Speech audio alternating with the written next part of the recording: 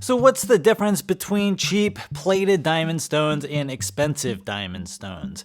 Is there a difference, or are they all the same? This is a common question that I get asked all the time, and the answer is somewhat complicated, and the difference may not be what you think. So let's go over what makes a good and bad diamond stone. And at the end, I'll give you my recommendations for low to high cost quality diamond stones. Concern number 1, grit contamination. Now, grit contamination is, to put it simply, when a diamond stone grit range is too spread apart. Basically, you have a large range of grit sizes within a certain grit range. This sounds confusing, and it is. So to simplify this as quickly as possible, let's say that you have a perfectly accurately graded particles that look like this. Every diamond particle is exactly the same size. Now, since we don't live in a perfect world, to simplify, diamond suppliers give us average particle size. But averages don't really mean anything on their own either, because we could have a range of grit sizes that look like this and this, both having the same average, but wildly different grit ranges.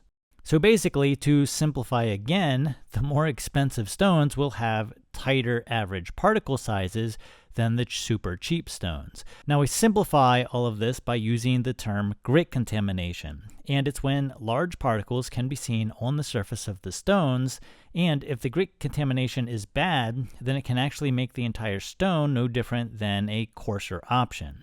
This means that if you're paying for a 300 grit stone and a 1000 grit stone, you'd expect to actually have a 1000 grit perform like a 1000 grit and not like a 300 grit due to grit contamination.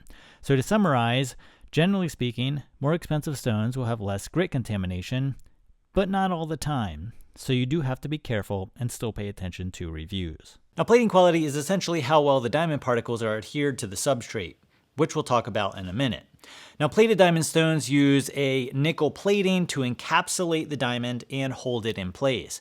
Now, it's very important to get this correct. Too much plating will encapsulate the diamond to a point where it covers the abrasive and makes it not as effective as it otherwise could be. Too little encapsulation won't hold the diamond securely in place, and it will fall out of the plating under very little pressure, which is not good.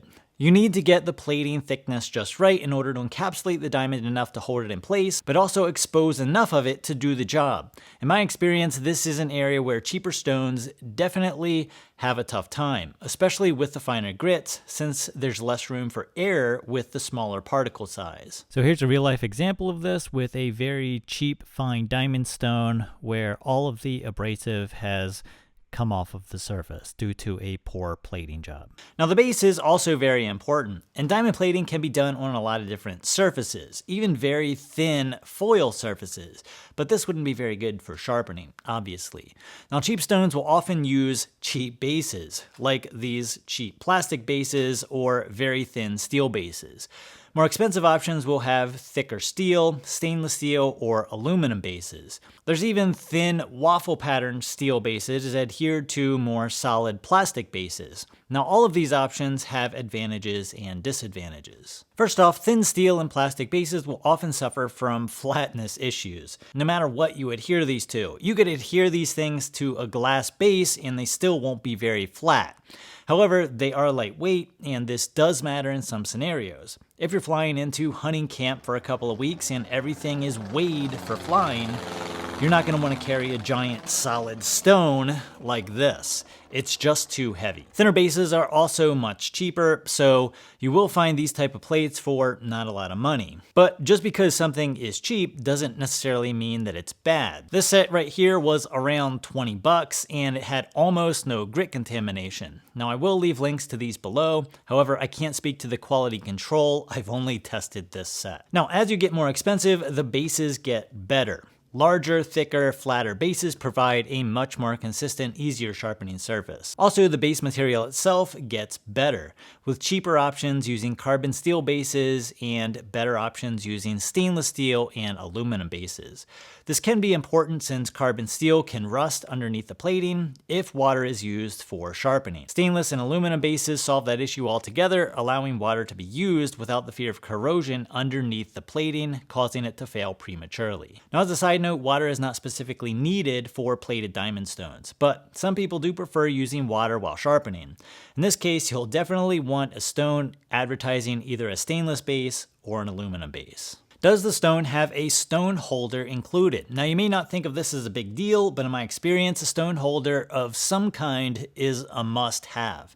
Now, I've used these stones for years on the edge of a countertop, on top of a wet towel or something to hold them in place, and I think that that's a mistake. Having a stone holder of some kind allows you to move the stone where it's comfortable to use, which is very important when maintaining an angle or trying to maintain an angle. So also look into what is included with the stone when you purchase it, and leave room in the budget for a stone holder if you don't already have one. So out of all of the stones that I have ever tested or seen, what are the stones that I actually recommend? Well, first off, on the cheap end, if you only have $20, I'd look into a stone like these. Now this is the SSATC diamond stone, and it has a solid steel base that is flat, but it's also lacking in a couple of areas, so don't get too excited.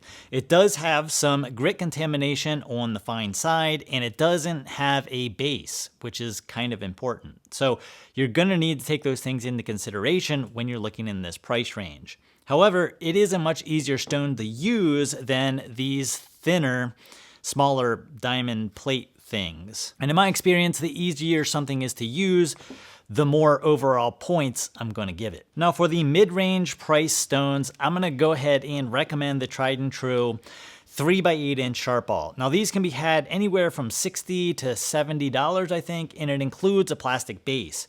Now the samples that I've tested showed almost no grit contamination and have a nice, heavy, flat base. Now my stone has held up through some very heavy use over the last year or so that I've had it. The only thing that I don't believe that this stone has is a stainless base.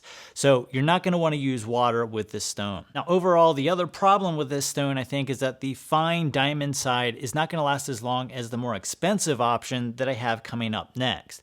Now that's not to say that it's bad, it's just not constructed in the same manner as the next stone. Now, as a disclosure, I have had a relationship with SHARPAL in the past, but you can look at my original review of this stone before they even knew who I was and I knew who they were, and see my honest review there if that is something that bothers you. Now, on to the last stone, which is the stone that you'd buy if money was no object. This is the Atoma stones. Now the Atoma stones right now, in my opinion, are the best of the best, but you will pay for them. Now they have a stacked diamond abrasive with basically no grit contamination whatsoever, at least none that I could actually see. Now because the abrasive is stacked, these stones will last longer than regular single layer stones like the SHARPAL. Now how much longer? Well, I really don't know, because the only stones that I've ever actually really worn out were stones that weren't plated correctly to begin with. So I really can't answer that. Now the Atomas have an aluminum base, so you can use water, and they're actually two separate pieces. This plated piece can actually be removed and replaced at a lower cost if the diamonds ever did wear out, while you retain the original aluminum base. This can definitely cut down on the replacement cost if you ever do wear one of these things out. Now the downside of these Atomas is the cost is quite a bit higher. These plates are going to be around $50 and up a piece for a single grit. So just over $100 for 2 grits plus shipping / tax depending on where you buy these. And you still need a stone holder or some way to hold these things in place. So by the time you're done, this stone could be close to double the cost of a mid-range stone. Now, are these stones twice as good as a mid-range price stone? Or even say 1.5 times as good? Well, in my opinion, no, they aren't. But just like anything, when the price goes up, you do get diminishing returns, so it's really up to you to decide which path you want to go. And to simplify this, what I mean is that is your knife going to be twice as sharp using, 1.5 or 2 times expensive sharpening stones as a mid-range price stone? The answer is no, it's just not. You're going to get the same results. The problem is longevity and how you like to sharpen and where you want to spend your money. That's hair whittling sharp. off of a $20 stone and 2 strops. So it's really up to you to decide which path you want to go.